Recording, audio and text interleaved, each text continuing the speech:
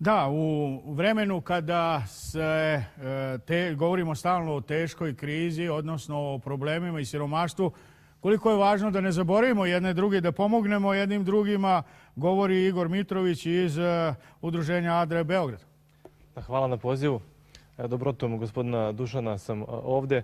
Adra Srbije je deo jedne međunarodne mreže Adri, nacionalnih Adri. I u suštini, kada se pogleda šta Adra radi, to je nalik bilo kojoj nevladinoj organizaciji koja je agencija za humanitarnu pomoć i pomaganje i razvojna agencija ujedno. Ali dok slušam ove inspirativne ljude iz raznih sektora javnog života Vojvodine, ja cenim da gde god je bilo pravog uspeha, to je bilo zato što se prilazilo ljudima na ljudski način, sa ljudskim licem. Ja verujem da sad ovo govorim i neće biti shvaćeno pogrešno. Čini mi se da će svi deliti neki moj utisak. Svi mi danas smo nečiji pacijenti, nečiji potencijalni birač. Svi nas gledaju kao klijenta, kao mušteriju, ciljnu grupu neke marketinške kampanje, ali se uvek bojimo, govorim kao običan čovjek, da li nas iko gleda kao ljudsko biće.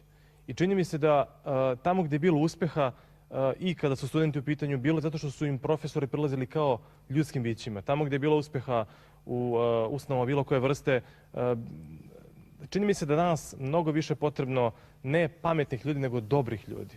Ja bih volio tamo gde jesmo u porodicama, mislim da Adra to radi na neki nevidljivi način, tihi, prizeman način, ali ja to računam kao uspeh. I sve nevladine i sve institucije, vladine, nevladine, mislim da bi to trebalo da imaju kao cilj. Da se stvaraju dobri ljudi. Evo pogledajte ko je stvorio ekonomsku krizu sada. Ne glupi ljudi, ne neobrazovani, nego loši ljudi.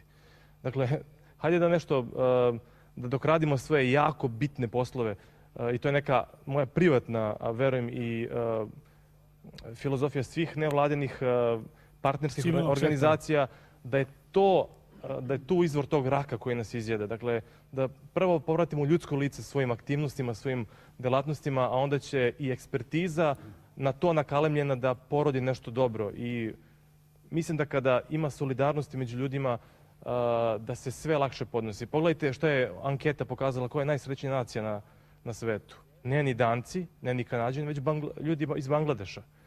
Zato što se drže zajedno i to je zanimljivo za, čini mi se, analizu. Da.